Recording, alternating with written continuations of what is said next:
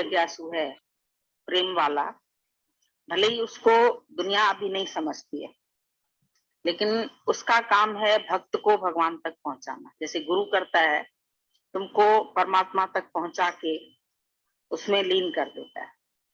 भले दुनिया उसको न माने, उसको अपनी महानता नहीं चाहिए। मेरे को दुनिया कुछ समझे, दुनिया कुछ माने, मेरी बढ़ाई करे, भले मेरे ऊपर चढ़ के भी कोई किस पार पहुंच जाए। जैसे दादाजी बोलते थे, मैं तुम्हारे लिए पुल बन गया हूं। जैसे पुल को लताड़ के लोग दूसरी पार पहुंच जाते हैं, तो तुम भी भले मेरे को क्रॉस करके दूसरे पार पहुंच जाओ, शुक्र है इस काम तो आया। मतलब दिखाते हैं ज्ञानी की इतनी निर्माणता है। अगर कोई उसको कुछ कह भी दे तो हमारे जीवन में भी बहुत घटनाएं आती है। कभी कभी कोई जमाना ब्रह्मज्ञानी को भी नहीं पहचानता है, अवतारों को भी नहीं पहचानता है। अभी क्राइस्ट जैसे को सूली मिली तो था तो वो बहुत महान, लेकिन फिर भी एक शिष्य ऐसा निकला उसमें से जिसने जाके चुगली खाई, तो उसको सूली पर चढ़ना पड़ा। फिर भी उसने बोला कोई बात नहीं है, फॉरगिव देम ओ लॉर्ड, फॉरगिव देम, भगवान तुम उनको क्षमा कर देना, क्योंकि वो नहीं जानते कि हम कैसे ब्रह्मज्ञानी को परेशान कर रहे हैं या कैसे हम उसको सूली पर चढ़ा रहे हैं। वो मुझको जानते नहीं है, इसीलिए वो मेरे साथ ऐसा सलूक करते हैं, पर तुम उनको भी माफ कर देना। भले ही उसकी सजा उसको मिली, वो बात एक अलग है। कहते हैं उसके बाद उनके जात में कोई अवतार आया ही नहीं यहूदियों के पास। उस बात के कारण उस जात में कोई भी अवतार नहीं पैदा हुआ। ये इतना बड़ा श्राप प्रकृति से उनको मिला, लेकिन संत फिर भी उसको क्षमा कर देते हैं। कोई उनके साथ कैसा भी दुर्व्यवहार भी करे, लेकिन वो उसको अंदर ही अंदर दिल में माफी दे देते हैं। अभी रोज हम लोग वॉक पे जाते थे तो डैडी रोज ये प्रेयर भी करवाते थे, फॉरगिव एंड फॉरगेट। सबसे बड़ा मंत्र ये है कि कोई तुम्हारा अहित भी करे उसको भी तुम माफ कर दो। ये संत की बढ़ाई है। दुनिया उसको कुछ नहीं समझती, चाहे दुनिया उसे न कुछ समझे, पर वो तो लाखों में एक होता है जो अपनी कदर आप करे। उसने पगडंडी ने अपनी कदर आप की कि मैं कम से कम इतना काम तो कर सकती हूँ। तो भले तुम दुनिया तुम्हारा नाम न करे, महानता न करे, तुमको न समझे कुछ, पर तुम अपने कार्य में लगे रहो। संत की जब बात बताते हैं कि एक संत था, बिच्छू पानी में पड़ा था। उसका मन किया ये पानी में ऐसे पड़ा है, उसने बिच्छू को ऐसे करके निकाला। तो ऐसे निकाला तो बिच्छू ने डंक मारा और डंक मार के वो फिर से पानी में चला गया। संत ने फिर उसको निकाला, फिर वो डंक मारे फिर चला जाए। तो किसी व्यक्ति ने उसको बोला जब ये बार बार ऐसे तुमको डंक मारता है और फिर पानी में चला जाता है, फिर तुम उसको निकालते हैं, तुम फिर उसके ऊपर करुणा करते हैं। उसने बोला मैं क्या करूं, जब बिच्छू अपना स्वभाव नहीं छोड़ सकता है तो मैं अपना स्वभाव कैसे छोड़ दूं। उसका काम है डंक मारना, मेरा काम है करुणा करना। तो संत न छोड़े संतई कोटिक मिले असंत। बोला संत जो है वो अपना संतपना नहीं छोड़ते, चाहे करोड़ों असंत उसको मिल जाए। कितने भी दुर्व्यवहार करने वाले युगे युगे जब जब अवतार आता है, उसने बोला सम रिसीव मी सम रिजेक्ट मी। कोई मेरे को रिसीव करते हैं, कोई मेरे को रिजेक्ट करते हैं, लेकिन मैं अपने अंदर अपने आत्मनिश्चय में ऐसा पक्का हूं कि कभी भी उससे नहीं गिरता हूं। अगर हम किसी के गिराने से गिर जाएं, किसी के चढ़ाने से चढ़ जाएं, तो हम खिलौने हो गए। किसी ने उछाला तो उछल गए, किसी ने गिराया तो गिर गए। लेकिन अपना निश्चय जो है वो तुम्हारे साथ है। मेरा निश्चय साथ होगा, जहां भी रहो तो जहां जहां भी होगा मेरा निश्चय साथ हो। गुरु के पास भी आकर के हम यही बातें सीखें, निर्माणता सीखें। चरण धूल तेरे जन की होगा। एक तरफ गुरु हमको ब्रह्म स्वरूप भी बनाता है, तो दूसरी तरफ हमारे अंदर में नम्रता का भाव भी पैदा करता है। क्योंकि जितने तुम ऊंचे उठेंगे उतना झुकना सीखेंगे। विद्या जो है, विद्या विनम्रता सिखाती है। जिस विद्या में अकड़ आ जाए वो विद्या विद्या नहीं। बोला अकड़ तो मुर्दे की पहचान है, जो झुक जाए वो फल वाली डाली। जो फल वाली डाली है वो झुक जाती है, उसमें जब इतने फल लग जाते हैं तो ऐसे बेंट हो जाती, फिर लोग उसमें से फल तोड़ के खाते हैं। यहां तक लोग पत्थर भी मारते हैं, पेड़ को पत्थर मारते हैं तो पेड़ फल देता है। राजा रणजीत सिंह की भी बात ऐसे ही है। जब एक बार अचानक उसको पत्थर आके लगा यहाँ सिर में, तो उसके साथ जो उसके कर्मचारी थे इधर उधर दौड़े, किसने पत्थर लगाया? दौड़ दौड़ के देखा एक बुढ़िया थी, वो पत्थर लगाए जा रही थी। तो बोला तुमने पत्थर मारा? ले आए राजा के पास। बोला इस बुढ़िया ने आपको पत्थर मारा। वो गिड़गिड़ाने लगी, बोली मेरा अंदर का इंटेंशन नहीं था कि मैं तुम्हें पत्थर लगाऊं, मैं तो पेड़ को लगा रही थी क्योंकि मेरा बच्चा भूखा है। तो पेड़ से फल तोड़ने के लिए मैंने उसको पत्थर मारा। राजा रणजीत सिंह ने बोला इसको 500 दिनार इनाम में दे दो। वो लोग सब देखने लगे उसकी शक्ल कि राजा का कैसा न्याय है, जिसने इसको पत्थर मारा ये उसको 500 दिनार दे रहा है। बोला कैसे तुम इसको 500 दिनार? बोला जब एक पेड़ जिसमें कि कुछ समझ नहीं है वो भी पत्थर लगाने से फल दे सकता है, तो क्या राजा रणजीत सिंह इतना भी नहीं कर सकता है? अब हम अपने अंदर से पूछें कि ऐसे ही दुनिया है, तुम भी सत्य के रास्ते पर चलेंगे, हो सकता है कोई पत्थर मारे, कोई बुराई करे, कोई निंदा करे, कोई अपमान करे, कोई कुछ कहे, कोई कुछ कहे, यहाँ तक जान भी ले सकते हैं। तो क्या हम अंदर से इसके लिए प्रिपेयर हैं या डर जाते हैं?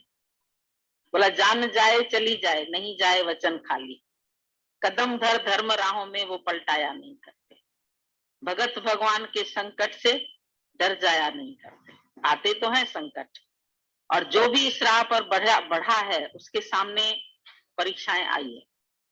मीरा को जहर के प्याले पीने पड़े, प्रहलाद को इतनी गालियां सुननी पड़ी, बाप की निंदा सुननी पड़ी, पहाड़ से गिराया, बहुत सारी परीक्षाएं।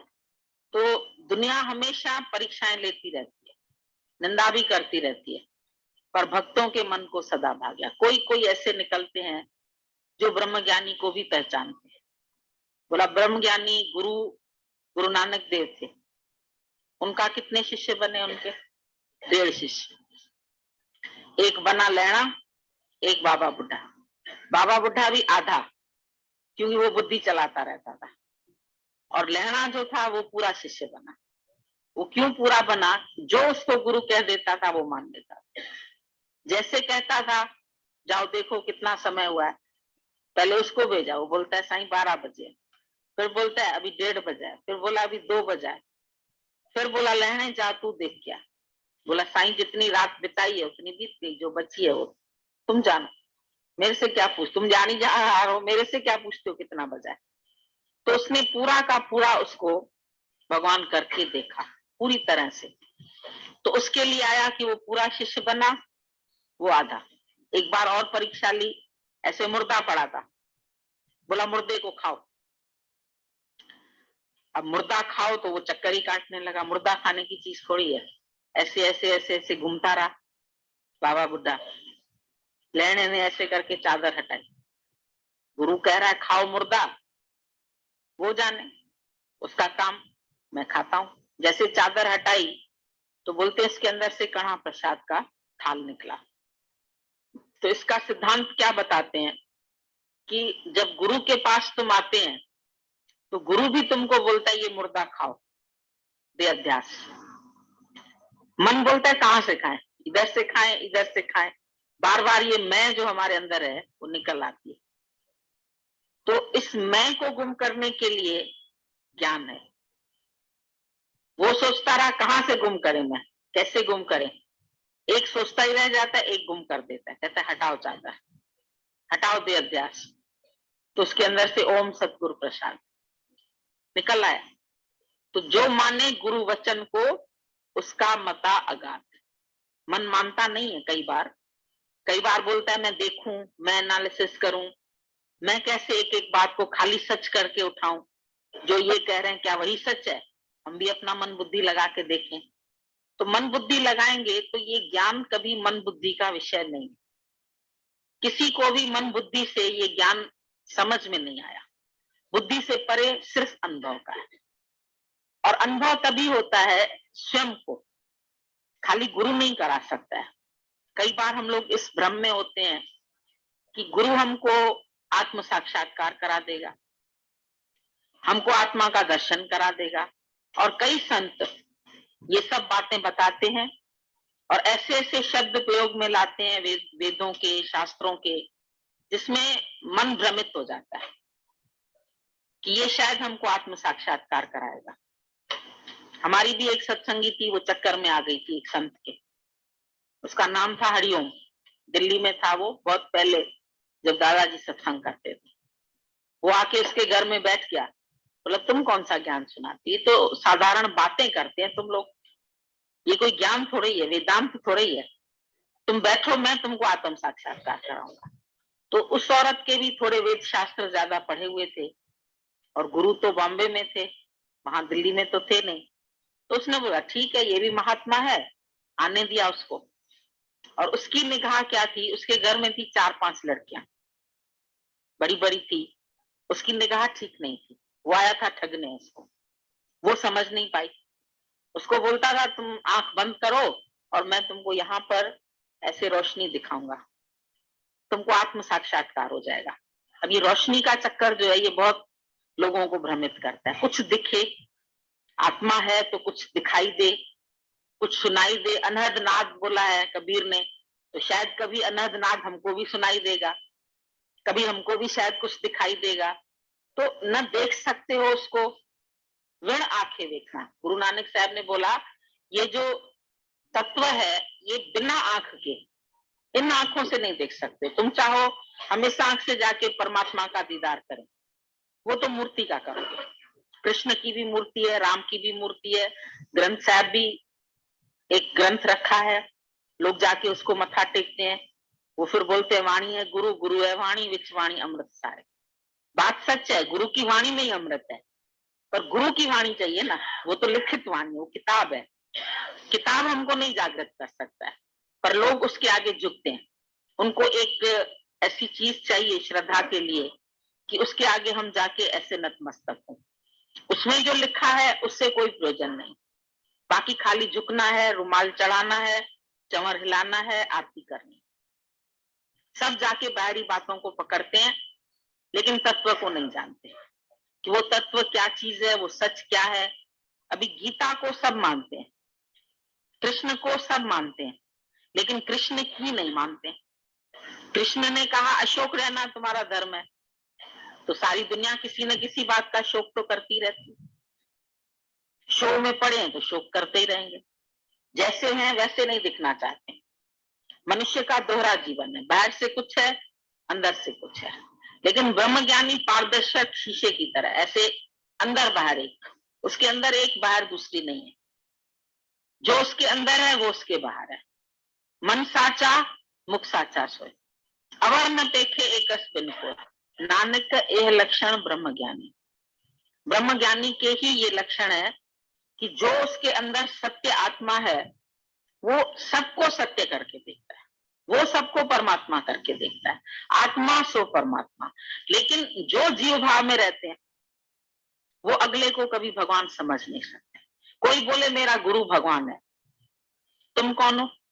मैं मिस्टर सो एंड सो। तुमने गलत बोला कि मेरा गुरु भगवान है। जिस दिन तुम्हारे अंदर परमात्मा पने का निश्चय आ जाएगा, उस दिन तुम गुरु को सही तरीके से भगवान बोलोगे। नहीं तो गुरु की भी देह को पकड़ लेते हैं, ये भगवान है। दादाजी बोलते थे मैं ऐसे दिखाता हूं ये चंद्रमा है, तुम मेरी उंगली पकड़ लेते हो ये चंद्रमा है, मेरे को पकड़ लेते हो। तो गुरु किसी की पकड़ में नहीं आता है, वो किसी का गुलाम नहीं बनता है, किसी के अंडर नहीं चलता है। कोई इसको चला ले, तुम मुझे ऐसे चलाओ ऐसे चलाओ, अपने गुरु के अंडर जरूर चलेगा, क्योंकि वहां उसको मैं मिटानी। पर अगर दुनिया चाहे उसको अपने उससे चलाना, तो किसी का नौकर नहीं, बल्कि और अहंकार में भर जाते हैं। यहाँ भी हम देखते हैं 4 दिन सत्संग करने के बाद, सत्संग सुनने के बाद लोग अहंकार ज्यादा बनाना चाहते हैं, विद्यावान होना नहीं चाहते। और अगर गलती से उसे सत्संग सुनाने का मौका मिल गया तो और ज्यादा वो पगला सा जाता है। 4 कहीं लोग सेवा करने लगे उसकी तो और सोचता है मेरी सब सेवा करेंगे तो बहुत अच्छा होगा। मुसीबत हो जाती है बेचारे के साथ। इसलिए पहले तो गुरु के निकट आओ तो शिष्य भाव से आओ। हम कभी देखते हैं अगर तुम कोई रिश्ता रख करके गुरु के साथ बैठे हो ना, तो पूरी उम्र निकल जाएगी, ज्ञान का इतना भी असर नहीं आएगा तुम्हारे ऊपर। कोई भाई समझ के बैठा है, कोई रिश्ता बना के बैठा है, कोई बुआ बन के बैठा है, कोई मौसी बन के बैठा है, कोई माँ बन के बैठा है, कोई पत्नी बन के बैठा है, तो पूरी उम्र चली जाती है, वो ज्ञान नहीं समझ सकता। गुरु से ज्ञान केवल शिष्य भाव से ही कोई ले सकता है। जितने क्षण वो शिष्य भाव रख करके आता है, उतना ही क्षण वो ज्ञान को अपने जीवन में ले सकता है, तो नहीं ले सकता।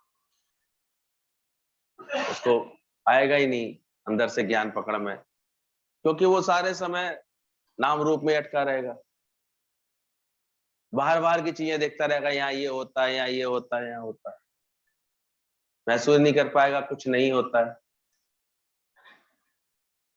और जो रिश्ते बनाए तूने वो तुझे अंत रुलाएंगे। अज्ञान ऐसा है, स्वार्थ ऐसा है, ये रुलाते ही है, दुनिया में जाकर के देख लो। इसलिए विद्यावान होना, इसका भी मर्म समझो। हम सत्संग सुनकर के पढ़े लिखे तो हो जाते हैं, विद्यावान कोई कोई बिरला होता है, वो हनुमान जैसा होता है। वो इतने बुद्धिमान होते हुए भी, इतने पढ़े लिखे, इतने ज्ञानवान होते, परम ब्राह्मण होते हुए भी कैसे थे? इतने विनम्र थे। उनको कदाचित अपने कुछ भी ज्ञानवान होने का कोई भी अहम भाव नहीं था। कितने ही बड़े से बड़े कर्म उनसे जीवन से होते थे, उनको कभी अहम नहीं आता था। पूछो तुम्हारे अंदर ये बात आती आ रही, तब समझना तुम विद्यावान हो रहे हो, गुणी हो रहे हो, अति चतुर, कार्य कितनी कुशलता से करते थे, कार्य सिद्धि ही उनका ऐसे मनोरथ होता था। हर सेवा को वो राम काज बना लिया था उन्होंने, राम काज करवे को आते। समझदारी थी हनुमान जी, इतना भक्ति भाव आ गया था अंदर में। नहीं तो कितना भी संग कर लो, नहीं पकड़ पाओगे बात को, जी भाव भूलेगा ही नहीं अंदर से। इसलिए पांचों विकार हमारे अंदर बहुत बड़े अवगुण के रूप में अंदर में पलते रहते हैं, और वो अपना समय समय पर प्रभाव दिखाते रहते हैं। गुरु जी कहते थे जहां कामना होगी तो वहां लज्जा नहीं होगी। अब देखो, कामना होगी ना, वो मांगने में देर नहीं करेगा, वो देवता बन जाएगा, देवता भूल जाएगा, देवतापना भूल जाएगा, हर जगह से लेने वाला बन जाएगा। तो जहां काम है वहां लज्जा नहीं, उसका स्वार्थ प्रकट हो जाएगा। और दुनिया में आजकल जो एक कलयुग का वातावरण है, इसी वजह से लोग हर समय अब एक दूसरे से स्वार्थ पूरा तो कर रहे हैं, इच्छा तो पूरी करना चाहते हैं अंदर से, और उनके अंदर में ये सील नहीं है कि अंदर में मैंने क्या किया, कुछ किया है किसी के लिए, मैंने क्या किया है किसी के लिए। ब्रह्म ज्ञानी को ऑब्जर्व करो, वो यही सिखाता है। तो जहां कामना है वहां लज्जा नहीं होती है, मांगने लगता है मन, सुख मांगने लगेगा, इज्जत इज्जत मांगने लगेगा, आराम मांगने लगेगा, कुछ ना कुछ मांगने लगेगा अंदर से। सूक्ष्म में कामना पड़ी हुई है इसके अंदर में, इच्छा पड़ी हुई है। तो मन अपने से विकार मिटाना, अपने से बुरा मिटाना, विकार मिटे अपने अंदर से। हर वक्त स्वयं के प्रति सावधानी रहे कि मैं क्यों किसी से कुछ मांग रहा हूं, किस बात की कामना रखता हूं। तो देखो सही तरह से अंदर में सीलवान बनता है पुरुष। राम को इतना सीलवान धैर्यवान बोला गया, इसलिए बोला गया, इतनी सी भी कोई कामना उनके अंदर में किसी के प्रति नहीं। और ये ज्ञान की निशानी है, ज्ञान आपके भीतर आएगा तो आप खुद देखोगे, आपको किसी से भी कोई अपेक्षा नहीं रह जाएगी। कोई कामना नहीं रह जाएगी, कोई इच्छा नहीं रह जाएगी और कोई स्वार्थ नहीं होगा, और बल्कि अंदर में ऐसे विनयशील बने रहेंगे आप अंदर से। दुनिया में देखो इसके विपरीत व्यवहार मिलेगा तुमको हमेशा। लोग बात ही दुनिया में आगे देखो बात ही कब शुरू करेंगे, जब कोई मतलब होगा, कोई इच्छा होगी, तुमसे कोई स्वार्थ पूरा करने का मन कर रहा होगा तो करेंगे। इसलिए गुरु को तुम अभी रिझा नहीं पाते हो, तो गुरु जानता कहीं भी कुछ कुछ बन करके जाते हो, बनना चाहते हो, और आज बन वो ही गए हैं। आज जो भी दिखाई देते हैं, जो पहले गुरु के आगे मिट लिए अच्छे से, गुरु के शरण में रह करके मिट लिए पूरी तरह। ये प्रभु भगवान जो आज इतनी ऐसी वाणी उनके अंदर से निकलती है, ऐसा इनका आकर्षण बना, लेकिन उससे पहले समझ सकते हो, 2-2 जोड़ी कपड़े में 6-6 महीने गुरु के पास रहना, और इतने भी नथिंग हो जाना, बिल्कुल जैसे कुछ है ही नहीं, जैसे चाहे गुरु रखे, जैसे चाहे गुरु चलाए, इतना अंदर से भी नथिंग किया अपने आप को। तो आज ज्ञान उनके जीवन में सज गया।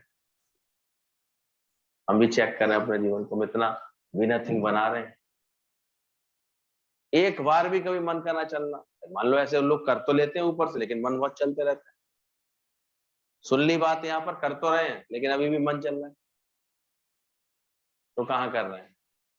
तो जहां कामना है वहां लज्जा नहीं होती है, और जहां क्रोध होता है फिर वहां क्षमा नहीं होती है। क्रोध ही आएगा ही तब जब आप क्षमा नहीं कर पा रहे हो किसी को। किसी से मन खराब क्रोध में कब आ रहा होगा? ये तो हानि मानी झगड़े छूटे। गीतावान के लिए क्यों हम लोग इतने दिन से कह रहे हैं कि वो कभी क्रोध आता ही नहीं था उनको, सब बातों को, सब गलतियों को क्या करके बैठते थे? क्षमा करके बैठते थे। वरना ये पहचान लेना, क्रोध अंदर में होगा तो उसके साथ साथ ये आचरण जुड़ा होगा। कामना आपको निर्लज्ज बना देगा। कामी सम अंधा नहीं, कामना देखा करो किसी किसी की कितनी प्रबल होती है, कैसे अखबार भरे रहते हैं। काम वासना प्रबल हुई तो देखा ही नहीं उसको, भले जेल जाना पड़ रहा है, भले समाज में जो है तरह तरह की सजाएं मिल रही है, लेकिन वो निर्लज्ज हो जाते। काम ऐसा बेकार होता है। कुछ भी मांग, अंदर से मांगना ही तो मांगने, घर घर झगड़े किस बात के हैं? कामना से। अपना धर्म तो कोई पहचानता नहीं है कि हम क्या दे रहे हैं किसी को, हम क्या कर पा रहे हैं किसी के लिए, बस मन भारी लगा पड़ा है। इससे ये मिलना चाहिए, इससे ये मिलना चाहिए, इसको ये पूछना चाहिए, अच्छे से तो बात करनी चाहिए, ये कामना है। पति कम से कम अच्छे से तो बोले, मीठे से तो बोले, ये भी तो कामना है। अब तुमको क्या बना रही है? निर्लज्ज बना रही है। अब ऐसा लग रहा है जीवन जैसे किसी भिखारी का जीवन है। भिखारी को देख के लज्जा आती है, तो आपका भी जीवन कामना के साथ कैसा हो जाता है? गुरु आकर के ऐसी शहंशाही देता है, कछु ना खापे, किसी से कुछ नहीं मांगना, किसी से एक मुस्कुराहट की भी तुम्हें इच्छा ना बने, ऐसा बनाओ अपना जीवन। तो जहां काम है वहां लज्जा नहीं, जहां क्रोध है वहां क्षमा नहीं, जहां लोभ है वहां कीर्ति नहीं, जहां मोह है वहां वैराग्य नहीं, और जहां अहंकार है वहां नम्रता नहीं। तो ये लक्षण अपने आप प्रकट होते हैं। लोभ अधिक भर लो अपने जीवन में, तो ऐसे व्यक्ति के जीवन में कीर्ति नहीं हो पाएगी। आप देखा करो, लोभ होगा उसके अंदर में तो कुछ ना कुछ उससे आचरण ऐसा हो जाएगा जो उसकी अपकीर्ति कराएगा, और वो पता ही नहीं लग पाएगा उसको, क्योंकि उसका लोभ होगा। उसके हृदय में सही विवेक और वैराग्य नहीं होगा, अंदर से उदारता नहीं होगी। लोभ से सोचता होगा मेरा बच जाए, मेरे को मिल जाए, तो कभी उसकी कीर्ति होगी? आज कोई उदारता से कुछ करता तो देखो उसकी 4 लोग प्रशंसा करके आते हैं, भाई बड़ा अच्छा काम किया, बड़ा अच्छा काम किया। वैसे हम लोगों की प्रसाद की दावतें होती है, नहीं होती है, सादा घी में ही हो जाती है। और अभी आगरा में उस दिन जब देसी घी की बोलियां खा के आए हो, तो उदारता रखी ना, लोभ से बचाया उन्होंने मन को, तो आज उसका भाव सबको अच्छा लगा।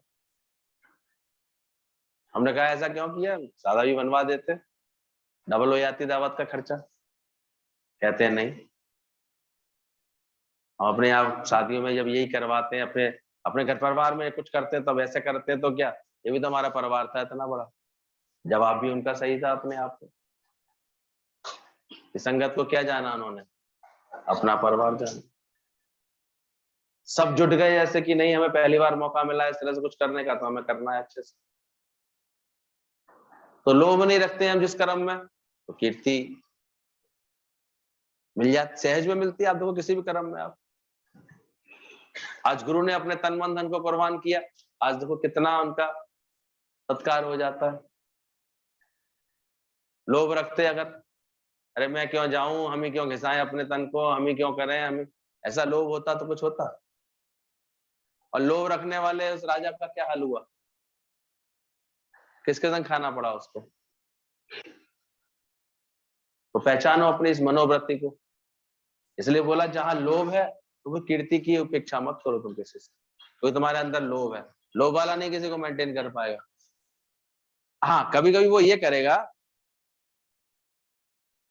कि वो फिर उसकी क्या था, वो सेंट की सीट सी दान करता हुआ दिखाई देगा, पर लोभ ने क्या कर्म करा लिया होगा उससे। वो एक बूंद जो गिर गई थी धरती पे, वो भी उठाकर कैसे लगा रहा था। राजा अकबर के लिए ये किस्सा बताते हैं कि एक बार वो सेंट लगा रहे थे तो सेंट गिर गया जमीन पे थोड़ा सा, उन्होंने उठा के तुरंत अपने कपड़ों से लगा लिया। है तो नॉर्मल बात, कोई बुरी बात नहीं, लेकिन बीरबल उसी वक्त अंदर आ गए। अब बीरबल ने वो हरकत देख ली तो उनके चेहरे पे मुस्कुराहट आ गई कि है तो इतने बड़े शहंशाह और एक बूंद का भी गिरने से इनको लोभ रहा। तर्क वितर्क करने वाला तो उसमें कहेंगे अरे भाई तो अक्लमंदी है, बुराई क्या है इसमें। लेकिन अब राजाओं पर यह आचरण कहां शोभा दे रहा, ये भी तो देखो। लेकिन अकबर को लगा कि कहीं बीरबल को लगेगा कि मैं तो राजा होकर भी ऐसे कर रहा था। तो दूसरे दिन दरबार में वो सेंट, उन्होंने, कमी तो कुछ थी नहीं, सेंट मंगवाया बहुत सारा, सब दरबारियों को एक एक शीशी मुफ्त में बांट दिया, जितने भी बैठे हुए सबको बांटी जा रही थी। बीरबल फिर भी मुस्कुरा रहे थे, उनके कान के पास आके कहते हैं, बोले महाराज इतना भी बांट लेना, वो एक बूंद नहीं छुपेगी। तो मन ऐसा कभी कभी बड़ी उदारता दिखा भी देता है, लाखों खर्च कर भी देता है, लेकिन जरूरत पर अचानक ही जो लोभ आता है अंदर में, वो देखो वो कैसे कुत्ते के संग खिलाता नहीं, कैसे आप कीर्ति करा देता है। तो जहां लोभ है वहां कोई कीर्ति नहीं होगी, ध्यान रखना। क्या कर सकोगे सोचो। इसलिए जब जैसे जैसे विवेक जागृत होगा एक समझ आ जाएगी कि है क्या दुनिया का नजारा। इसमें लोभ रख करके मिलेगा ही क्या, क्यों अपना माने किसी चीज को। धरती का दहेज है,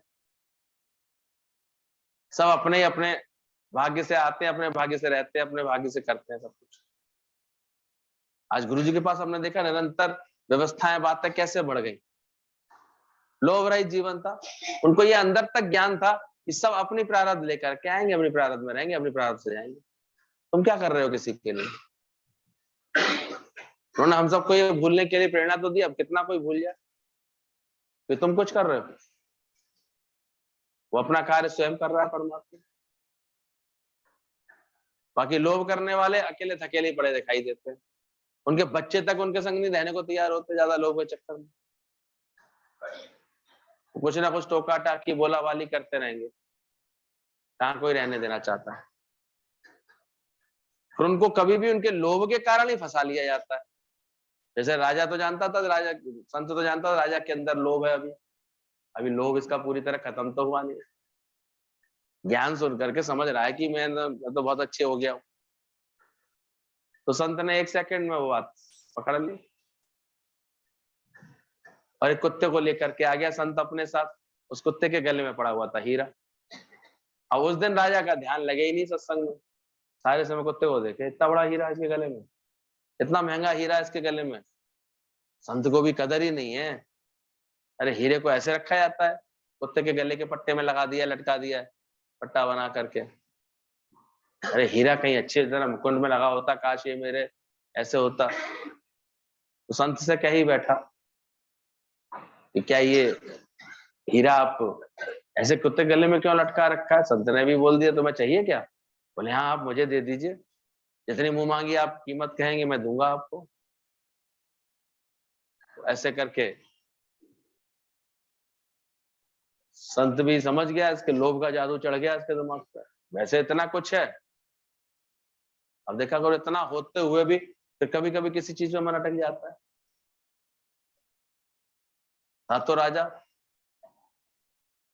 तो आखिर जो है संत ने कहा इसकी कीमत दे नहीं पाओगे तुम। बोले अरे आप कितनी भी कहिए मैं दे दूंगा। संत ने कहा फिर तुमको तो जो है इस कुत्ते के साथ खाना पड़ेगा खाना, तो मैंने कुत्ते को पहनाया है, और तुम्हें अगर इससे चाहिए तो इसकी शर्त यही है कि इसके संग खाना खाओ।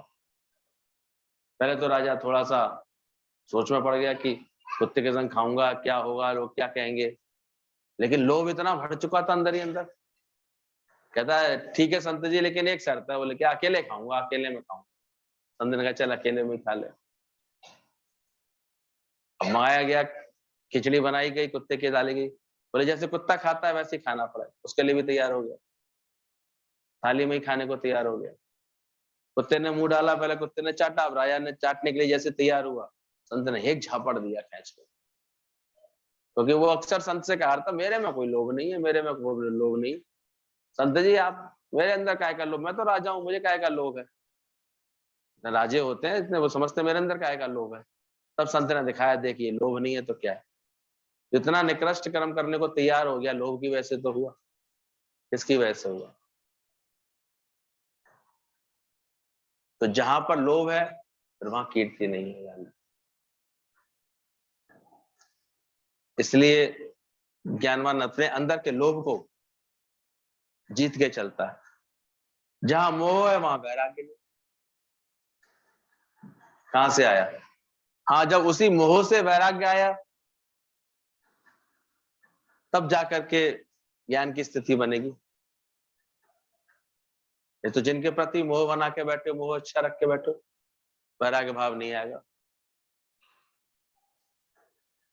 इसलिए उसका आचरण बिगड़ जाता है व्यक्ति का, औरों के लिए दूसरा हो जाता है, अपने वालों के लिए दूसरा हो जाता है उसका आचरण, देर नहीं लगती। तुलसीदास जी को इतना मोह था कि वो ये भूल ही गए कि मैं रात में ऐसे पत्नी से मिलने का मन किया कि रात में ही चल दिए, इतनी बारिश में ही चल दिए, मुर्दे के ऊपर बैठ के ही आ गए। एक सर्प लटक रहा था बालकनी में, उसी को रस्सी समझ करके कि मेरी पत्नी ने मेरे लिए डाला, चढ़ गए। ये तो फिर पत्नी ने अपना ज्ञान सुनाया जब उनको कि हाड़ मास की दे, इससे इतनी प्रीत कर रहे हो, इससे आदि तुम्हारे राम से होती तो उतना कोई भय भी। तो वैराग्य तब आया उनको, नहीं तो नहीं आता। इसलिए साफ बोला गया गीता में, जब तक तुम्हारी बुद्धि मोह के दलदल से ऊपर नहीं उठेगी, निर्मोह निरासक्त नहीं होगी, तब तक वैराग्य भाव दृढ़ नहीं होगा अंदर। यहाँ भी देखो, जो अभी भी मोह में ग्रसित रहते हैं उनके अंदर वैराग्य नहीं आ पाता। इसलिए कोई बिरला होता है जो अभ्यास करे, अपने मन को निर्मोह निरासक्त बनाए, ज्ञान का रोज ऐसा अभ्यास करे, नियमित अभ्यास करे, और ऐसे अपने चित्त को बनाए कि मेरा मन निर्मोह है, निरासक्त है। उसे कोई कामना नहीं होगी, कोई चाहना नहीं होगी अंदर। वो अंदर ही अंदर तैयार होता है ज्ञानवान। शादी थी उसकी, फिर भी बेटे के क्या सिल रहा था, वो कफन सिल रहा था। रोज तैयारी करता है कि सब भी अचानक छुड़ा लिया जाएगा, मैं शांति से रहूंगा, मेरा मन अटका हुआ तो नहीं किसी में। हालांकि ऐसे सोचने से कुछ चला नहीं जाएगा उसका, लेकिन वो प्रिपेयर रहता है अपने अंदर ही अंदर। वो शरीर के लिए भी पक्का रहता है बिल्कुल, कभी भी भगवान आकर के अमानत वापस ले ले, दे देगा वो आपको। ये ज्ञानवान की सुंदर समझ होती है सत्संगी। तो जहां मोह है वहां वैराग्य नहीं आता, और जहां अहंकार आ जाता है फिर जीवन में, तो फिर देखो उसके आचरण में से नम्रता गायब होने लगती है। इसलिए भक्तों ने यही गाया है कि अहंकार विकार भरे मन को निज नाम की माला जप ले। अहंकार को कभी इन्होंने बढ़ावा नहीं दिया है, विनम्र होकर के ही रहे। तो बुद्धिमानी इसी में ही थी कि हनुमान जी हमेशा कैसे रहे, विनम्रता के साथ। तो नम्रता उनका आभूषण कहलाती। इसलिए अपने को सही सिद्ध करने के लिए कुछ ऐसे भैसम वैसे नहीं करते वो, कभी सही जतलाने के लिए कुछ ऐसे बहस नहीं करेंगे वो कहीं पर भी। कैसे रहेंगे वो? नम्र रहेंगे, क्योंकि अहंकार रहित है। किसका अभिमान करूं? मट्टी हूं, मट्टी से ही पैदा हुई, किस चीज का अभिमान? मट्टी होने वाले हैं। इसलिए ज्ञानवान को बड़े आराम से वो किसी को भी क्रेडिट दे सकता है। वो जानता है,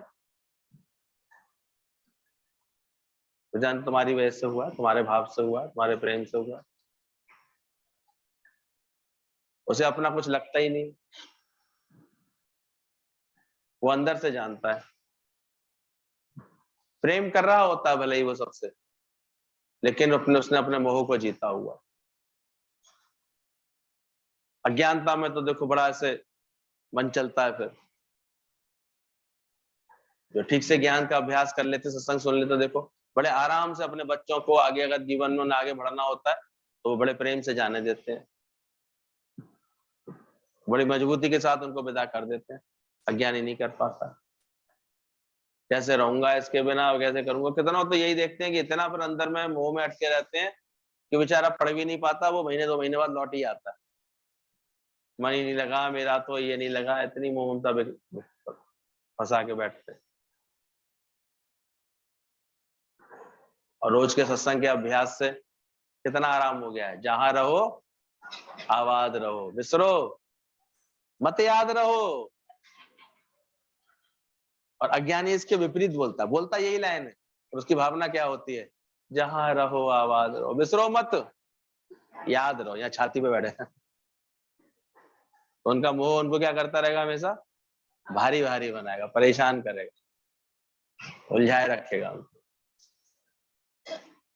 तो यहाँ सब ज्ञानवान बैठे हैं कि नहीं बैठे? किस भावना में रहते हैं? विसरो मत याद रहो। ये अभ्यास करते हैं अंदर से।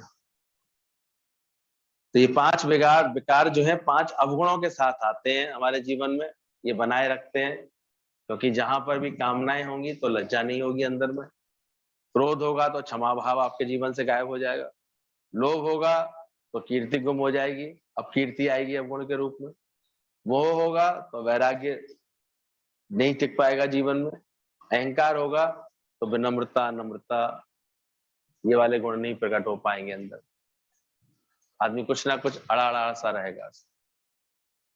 तो बोला मन का अर्धांग, गीतावान बोलते थे ये मन को भी अर्धांग होता है, पैरालाइसिस, एक अर्धांग का रोग बोला गया है। शरीर के अर्धांग को तो हम सब जानते हैं, स्थूल शरीर के अर्धांग को आधा हिस्सा से पैरालाइज्ड हो जाता है, आधा काम कर रहा होता है, हाथ जैसे लटका होता है, ऐसे बहुत लोगों को पैरालाइसिस होती है, अगर अर्धांग रोग बोलते हैं। तो जैसे शरीर का अर्धांग होता है, ऐसे ही इस मन का, सूक्ष्म शरीर का भी अर्धांग होता है।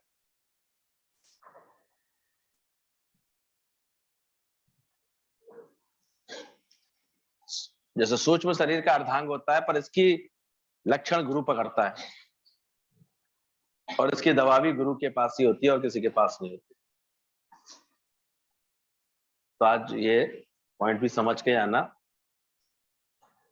सूक्ष्म शरीर के कौन से हानि? सूक्ष्म शरीर है हमारा मन, बुद्धि, चित्त और अहंकार। इसमें किस तरह की पैरालाइसिस हमारे जीवन में हो रही होती है उसको समझें। ज्ञान है पर वैराग्य नहीं, या बोलो वैराग्य है पर ज्ञान नहीं।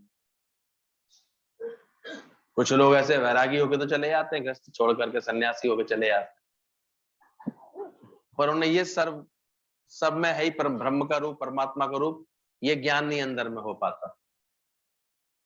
तो ये भी एक तरह की पैरालाइसिस है। इसके विपरीत सत्संग में हम लोगों क्या दूसरी चीज देखते हैं, लोगों को ज्ञान तो बहुत आ गया है, सुनते सुनते ज्ञान बोलना भी आ गया है, ज्ञान बताना भी आ गया है, ज्ञान सुनाना भी आ गया है, लेकिन अभी देखो तो उनके चित्त में वैराग्य नहीं आया। तो ये भी एक तरह की पैरालाइसिस।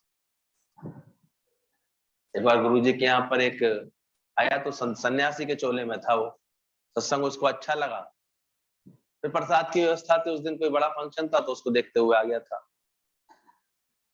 अब आ तो गया, अच्छा भी लगा उसे, पूछा भी उसको प्रसाद के लिए, तो बैठा खाया, खाना खाने लगा। अब खाया जाए, लेकिन वो खाया जाए, एक लिमिट से ज्यादा खाता तो लोगों की नजर पहुंच जाती खिलाने वाले को, अरे भाई अभी तक 8 10 12 रोटियां हो गई इसकी, तो भूख ही नहीं खत्म हो रही इसकी, तो खाया है, खाया। आखिर किसी ने कहा बाबा आपकी इतनी डाइट है आप, अरे अब मिला है तो अभी मिला है, शाम का क्या पता है, कल मिले ना मिले, फिर मुझे ऐसे खाने को, मैं एक साथ ही खा लेता हूँ। अब ये खबर फिर गुरुजी के पास तो हर खबर पहुंच जाती थी, लड़की ने कहा देखो वो सन्यासी दिख रहा था ना, लेकिन आचरण कैसा था उसका। तब गुरुजी ने दूसरे दिन बताया, बोले देखो बाहर से तो वैरागी दिख रहा है, सन्यासी दिख रहा है, पर अंदर से है समता भाव, उसको ज्ञान है अंदर से, तो लोग वैसा का वैसे ही, बात वैसे की वैसे। तो ये बाहर से मत देख करके, वेशभूषा देख करके कभी भ्रमित मत हो जाना, और यहाँ सत्संग में भी आकर के ऐसे भ्रमित मत हो जाना। यहाँ ज्ञान बोलने वाले तो बहुत दिख जाएंगे, पर उनके भी जीवन में वैराग्य भाव है या नहीं, तो बिना वैराग्य के ज्ञान भी परवान नहीं करता है, ज्ञान शोभा नहीं पाता। तो ये एक अर्धांग होता है। हम लोगों को दूसरे बारे में सावधानी रहनी चाहिए। अगर हम जो ज्ञान की बात कर रहे हैं, समझ की बात कर रहे हैं, ज्ञान से बात कर रहे हैं, तो फिर देखना चाहिए अंदर से मेरा आचरण, मेरा जीवन वैर और राग के सिवा हो गया है कि नहीं सबसे। कल बात चली ना, आधा था वो ज्ञानी, शरीर कट रहा था तो कह रहा था कोई बात नहीं, मैं तो सब सहन कर सकता हूँ। जब सिलने की बारी आई तो कहता रहने दो रहने दो। ये भी अधूरापन होता है। तो कार्य को हम कैसे करना चाहिए, ज्ञान हो साथ में वैराग्य भी अंदर से पूरा होना चाहिए। क्या मांगाऊं कछु स्थिर नहीं, क्या मांगू कुछ स्थिर रहने वाला, तो फिर कभी मन किसी भी काम में, किसी बात में, किसी पदार्थ में, व्यर्थ में इतना अटकेगा? अटकना चाहिए, सोचो, परेशान होना चाहिए। जहां रह रही हो, तुम्हारा जन्म था, मनुष्य जन्म मिला है तुम्हें परमात्मा की प्राप्ति के लिए, उसका जतन किया? हम देखते बस यही करते रहते हैं, नए नए बैठ करके मन जो है बिना ज्ञान वैराग्य के नए नए दुख बनाता रहता है बैठ करके सारे समय। ये ऐसे कर रहे हैं, ऐसे कर रहे हैं, इनको ऐसे सोचना चाहिए, ऐसे नहीं करते, ऐसे नहीं, खामा खा का दुख बनता रहता है। और ज्ञान में बैठोगे ना, सत्संग समझ लोगी, तो ये सब ख्याल आने ही बंद हो जाएंगे। आया अकेला जाऊंगा अकेला, मेरा सच्चित आनंद रूप, अपने स्वरूप में रहने में टिकने मजा आएगा। हर कर्म ऐसे मुस्कुराते हुए करने का मन करेगा, ऐसे अंदर से खुश होकर के, कोई कामना किसी से नहीं, चाहना किसी से। तो वरना ये अर्धांग का रोग होता है, ज्ञान है पर वैराग्य नहीं, कहनी है पर रहनी नहीं, ये भी अर्धांग का दूसरा लक्षण है। ये भी अक्सर हो जाती है। दादा भगवान ने इसके विपरीत पहले 15-16 साल जो ज्ञान वो बोलने जा रहे थे उसको पहले मनन कर करके अपने आचरण में पहले सजाया, इसलिए इसको समय लगता है। बोलना तो बड़ी जल्दी होता है लोगों का, कहनी में तो है, करनी में आई बात। कहनी छड़, करनी कर, तो विश्व से अमृत हो। जब हम करते हैं, जब हम वास्तव में अपना जीवन निर्मोह निरासक्त बनाते हैं, जब वास्तव में अपना जीवन अहंकार रहित बनाते हैं, वास्तव में निर्मोह निरासक्त बनाते हुए अपने काम, क्रोध, लोभ, मोह, अहंकार को जीते हैं, तब उसका असर होता है। ऐसे कहने वालों का असर नहीं होता है। इसलिए गुरु के मुख से जब वाणी सुनते हैं ना, तो ऐसा लगता है तीर की तरह अंदर जा रही है। क्यों? क्योंकि उसकी जैसी कहनी है वैसी ही रहनी है उसको, वो ऐसे नहीं कर रहा। बाकी हम लोग सब करते हैं, इतना सत्संग बताते हैं, उतना असर नहीं होता। गुरु का क्यों होता है? क्यों गुरु की इतनी महिमा कही गई? क्यों दिल करता है बार बार उनके पास जाकर के भी सुनाया जाकर? क्योंकि वहां जैसी कहनी है वैसी ही रहनी है। इसलिए निर्लज्जता मत लाना, अपनी रहनी को पहले जरूर मजबूत करना। कहनी का कण तो रहनी का मन, मणवर ऐसे ऐसे होना चाहिए। रहनी ऐसी बनाओ क्या तुम निरासक्त हुए, या निष्काम है अंदर में पूरा, अपने तन मन धन की सहज कुर्बानी कर सकते हो, ये समझता है ज्ञानवान अंदर से। जैसे स्थूल शरीर का अर्धांग ऐसे ही सूक्ष्म शरीर का होता है, बोले कहनी है पर रहनी नहीं है, तो ये भी एक तरह की पैरालिसिस है। तीसरा बोले धन कमा सकता है पर खर्च नहीं कर सकता, ये भी एक तरह का मन के अंदर में लोभ का भाव होता है, तो ये एक तरह का अर्धांग रोग होता है। कितनों को देखो है तो है, लेकिन सुख से रह भी नहीं पा रहे, उदारता से रह भी नहीं पा रहे हैं ऐसे।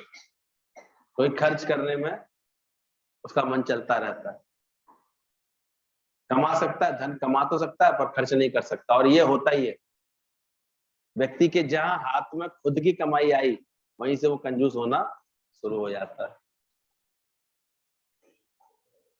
एक लड़का था, बहुत ऐसे खर्च करता था, पिताजी थे अच्छे खासे तो खूब खर्च करता था, तो पिताजी उसकी हरकतें देखते थे कि तो बड़ा जो है सोचता है मेरे पास कमी क्या है, समझते थे इसको कदर तो तभी पड़ेगी पैसे की जब ये खुद कमाना सीखेगा। तो उन्होंने उसको बोला कि अब मैं तेरे को देखूंगा, तो दिन भर में तू मुझे कुछ 10 रुपए कमा के दे। शाम को पिताजी आए, बोले आज किया तूने? बोले हाँ पिताजी, देखो 10 रुपए ये रहे। हुआ ये था कि 5 रुपए माताजी से, 5 रुपए अपनी बहन जी से मांग लाया था, वो कमाई ऐसे करके लाया था, उनसे मांग करके ले आया। पिताजी ने लेकर के उसे, अच्छा बहुत खुश है, बहुत अच्छी बात है, चल मंदिर का प्रसाद चढ़ा दे। प्रसाद चढ़ा दी, अब प्रसाद जो है लग गया उसको, तो बड़े खुशी से। दूसरे पिताजी ने कहा फिर वरना चढ़ा के लाना, वो फिर वैसे ही ले आया। उसने कहा फिर अब दूसरे किसी से मांग करके ले आया।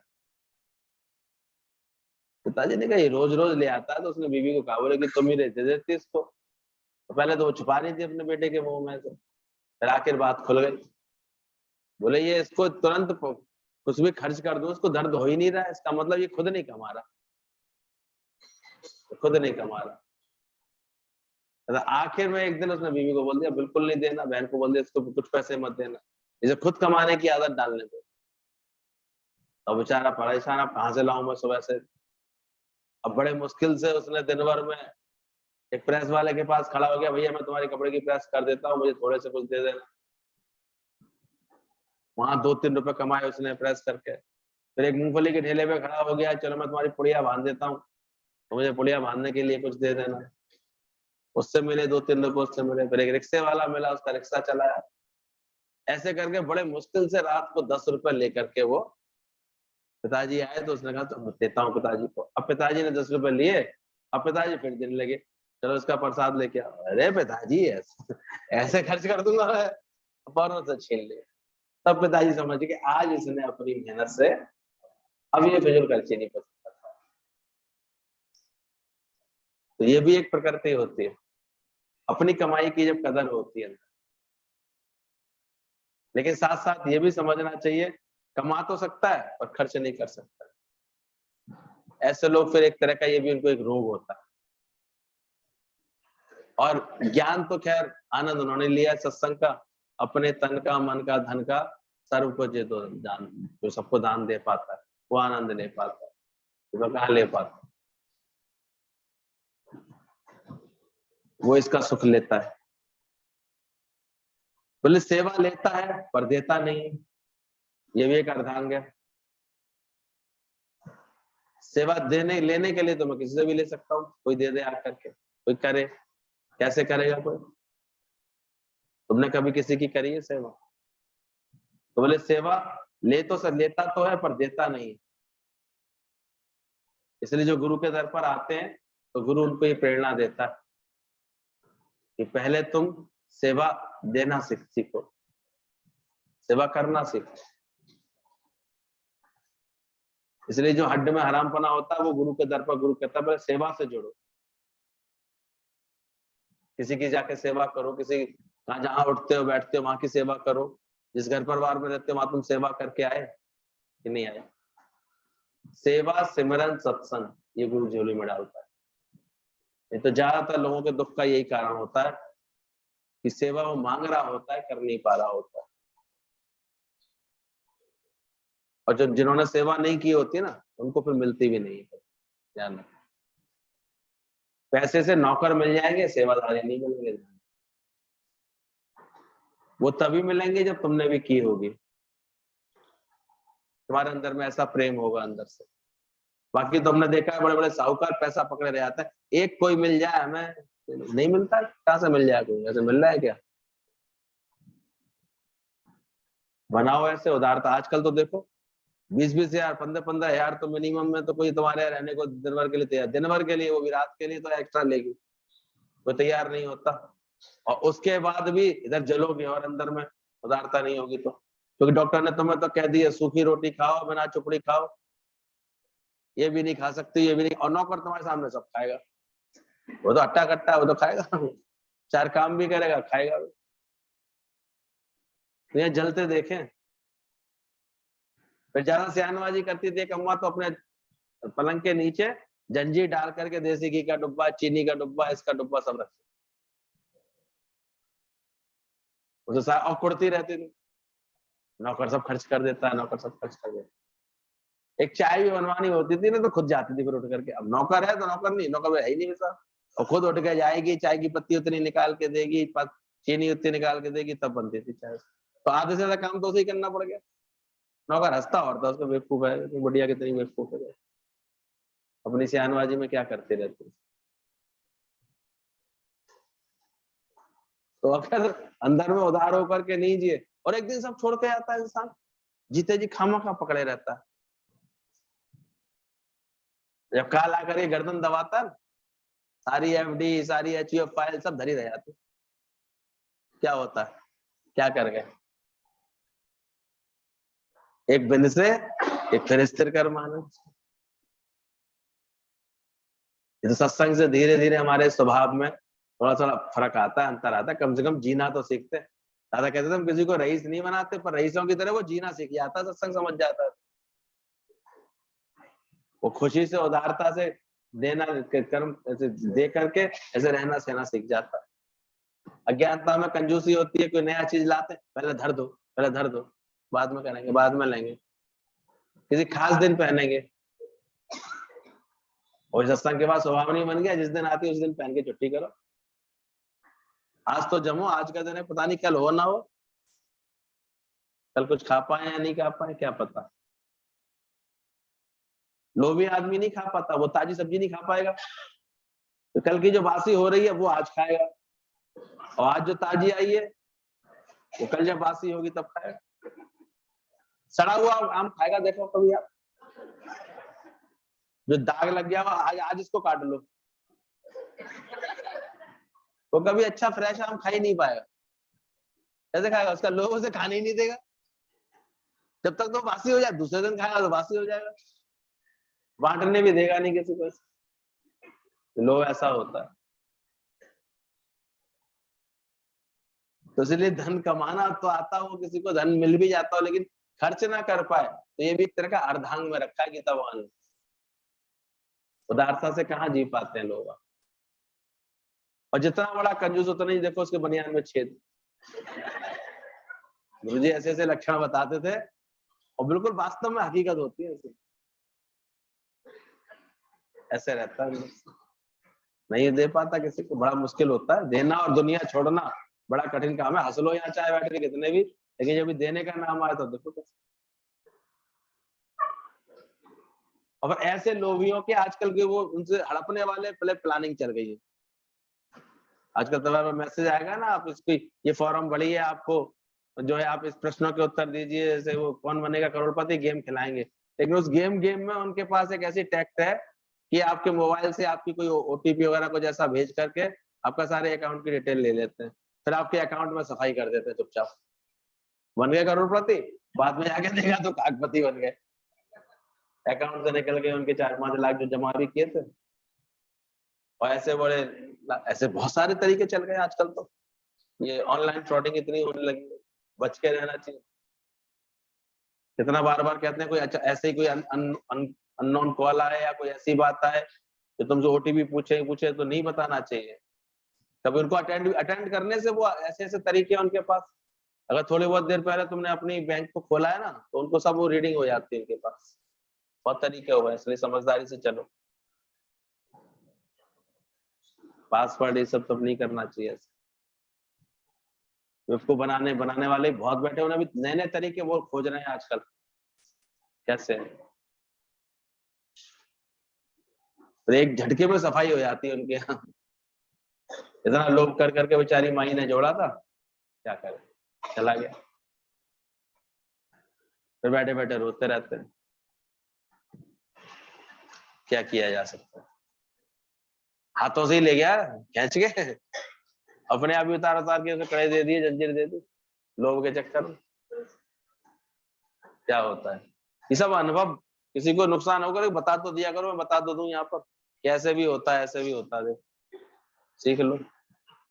देर क्या लगती है आजकल।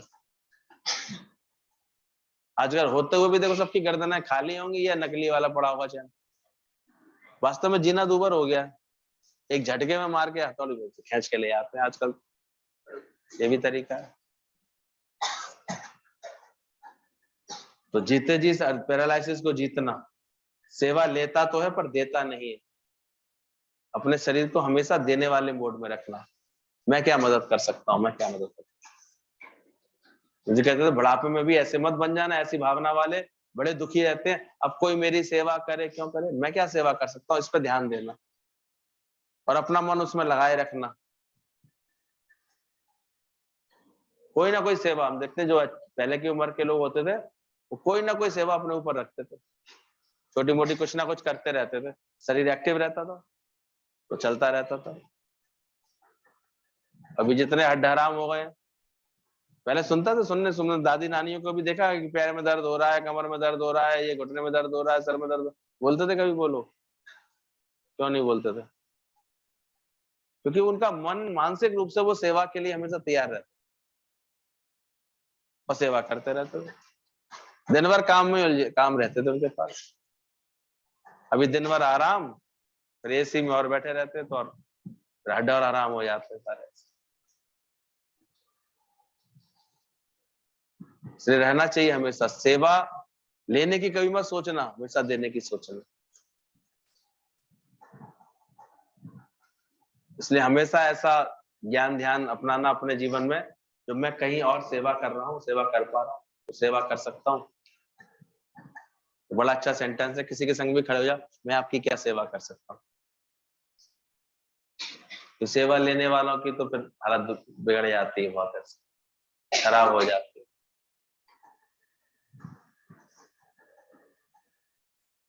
तो हमेशा सेवा लेने वाले नहीं बनना, सेवा देने वाले बनना। जहां मोह है वहां वैराग्य नहीं। प्लस सेवा लेता है पर देता नहीं है। शरीर से मैंने समझा है पर आत्मा नहीं जाना है। जैसे शरीर से मैंने तो समझा है पर अपने को आत्मा नहीं जाना है। संन्यास है पर त्याग नहीं। चौथा पांचवा अर्धांग बोला, शरीर से मैंने तो समझा है पर अपने को आत्मा नहीं जाना, ये भी एक तरह का अर्धांग है। कोई कोई इतने विनम्र हो जाते हैं, शरीर से मैं कुछ नहीं है, मैं कुछ नहीं है, लेकिन बस ये नहीं जानते वो अंदर से कि मैं कैसे आत्मा हूँ। आत्मा की खुनकी नहीं आई है जिनको, अभी ज्ञान की सही समझ नहीं आई है, आत्म भाव नहीं अंदर में बना कि सब कैसे एक आत्मा का ही स्वरूप है, ये नहीं जानते। तो ये भी एक तरह का उनका अर्धांग हो जाता है। संन्यास है पर त्याग नहीं है। जिसके जीवन में संन्यास है पर त्याग नहीं है अंदर से, तो ये भी एक अर्धांग है।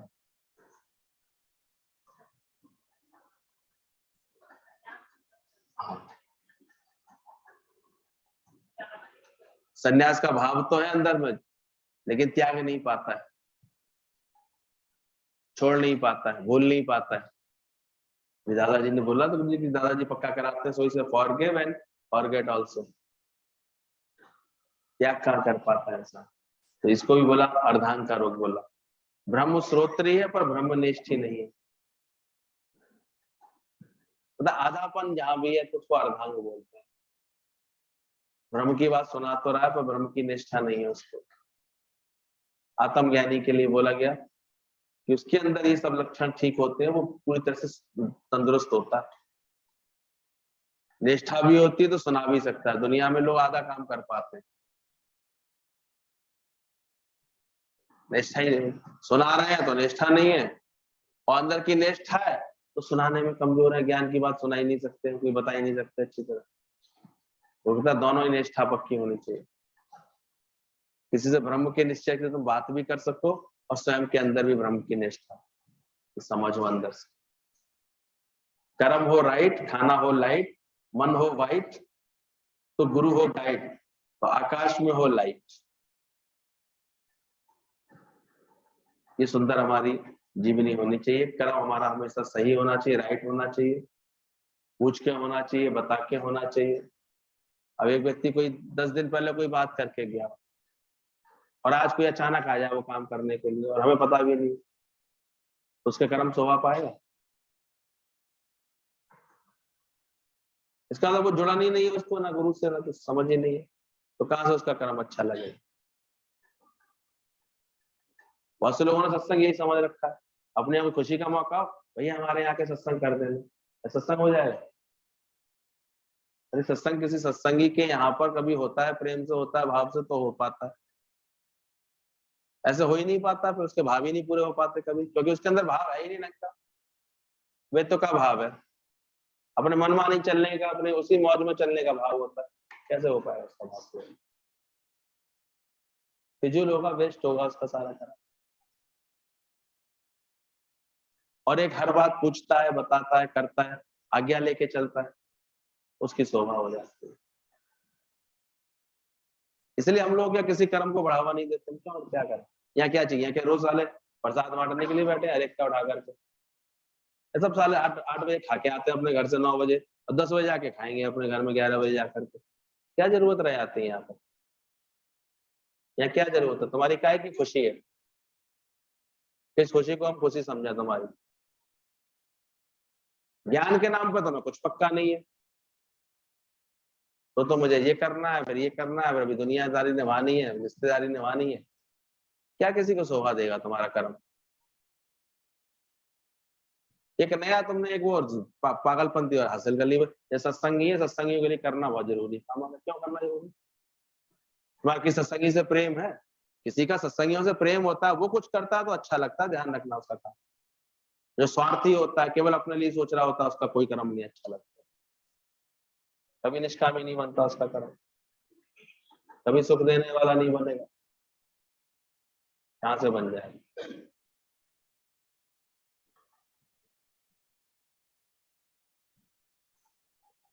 तो ज्ञान का भी पूरा पहले आचरण हो, पहले जीवन वो हो। हमने देखा ना, उनका खुद के ज्ञान की कदर थी तो अपने आप उनकी उठावनी में ज्ञान की कदर हो रही थी, जिसके अंदर खुद होती। हमारे अंदर, खुद के अंदर कितनी ज्ञान की कदर है सत्संग की कदर? नहीं है, होती तो सबको हो जाती अब तक कदर, हो जाए इतनी कदर। तो कर्म हो राइट, खाना हो लाइट, मन हो वाइट, और गुरु हो गाइड। कोई गुरु गाइड है तुम्हारे सर के ऊपर? ये मनमानी करने की आदतें तुम्हारी ना जिस दिन छूटेंगी उस दिन ज्ञान प्राप्त होगा, अभी नहीं। इसलिए तो इतने इतने सालों से कोई कदर वो होती थोड़ी, परिवर्तन नहीं आता उनके जीवन में। एक नौटंकी और शुरू जाती है बस सच धज के सत्संग में आने की, और कुछ नहीं होता। ना कोई वैराग्य होता, ना कोई संन्यास होता, ना कोई बात होती, ना कोई समझ होती, बस क्या सत्संग समझा होता।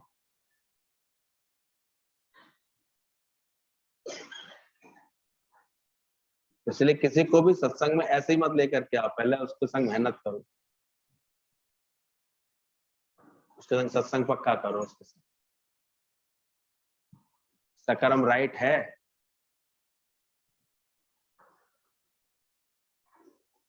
पहले तो इतनी सावधानी रखवाते थे कि उसी का ही प्रसाद बंटवाना जिसके कर्म सही होते हैं उसके जीवन, नहीं तो मत बंटवाना, कोई जरूरत ही नहीं, बिना पूछे तो कोई कर्म करने की जरूरत, बिना बताए।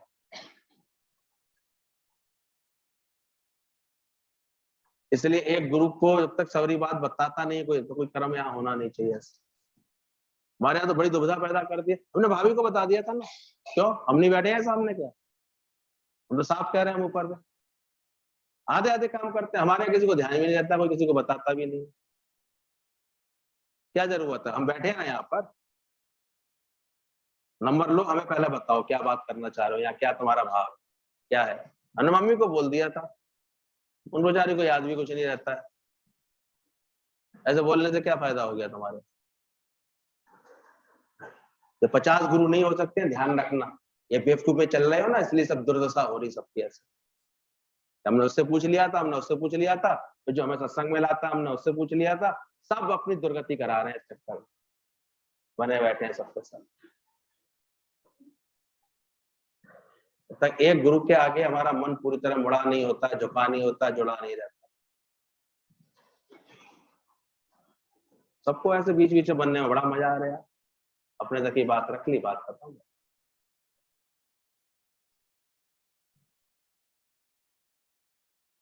इसलिए उनके भाव कभी ना सच्चे हो पाते ना पूरे हो पाते। कैसे हो, जरूरत किस चीज की है, तो ये भी अर्धांग रोग है, सही बात नहीं समझना पूरा।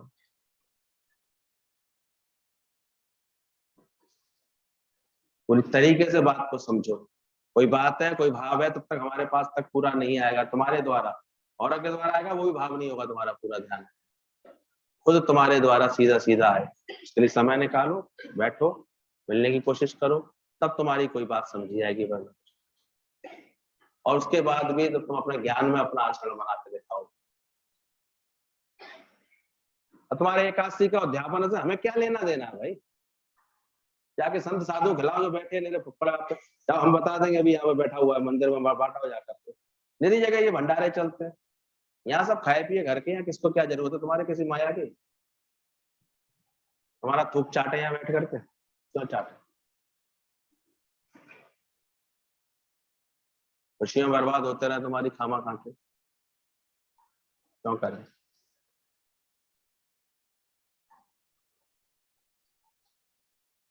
क्या करना है इन सब बातों से, सत्संग भी ऐसे हो रहा है ऐसे, कोई भी कहीं बुला लेता है पहुंच जाते हैं, यहीं के वहीं पहुंच जाते हैं। एक नया व्यवहार हम तो देखते हैं सच्चलन शुरू हो गया सत्संग में आजकल, वो इसी को प्रेम समझ बैठे हैं, ना वहां कोई ज्ञान होगा ना कोई सत्संग होगा ना कोई ज्ञान की बात होगी, बस सत्संगी 8-10 लोग मिल गए, अपने बस मस्ती चल रही है, एक तरह की नई मस्ती है शुरू हो गई।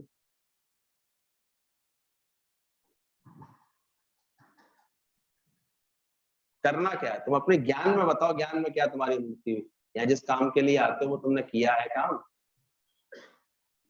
तुम्हारा मोह खत्म हुआ है एक रत्ती भर भी, तुम्हारी इच्छा मिटी है निकाल, तुम्हारे अंदर का कोई विकार हटा है, लोभ हटा है,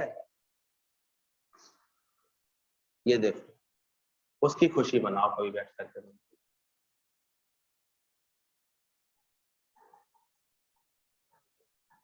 आत्मा का ज्ञान क्या होता है इसको समझने की कोशिश करो, तो जब कर्म राइट होगा तो हर चीज तुम्हारी फिर मन अपने आप वाइट होगा तुम्हारा।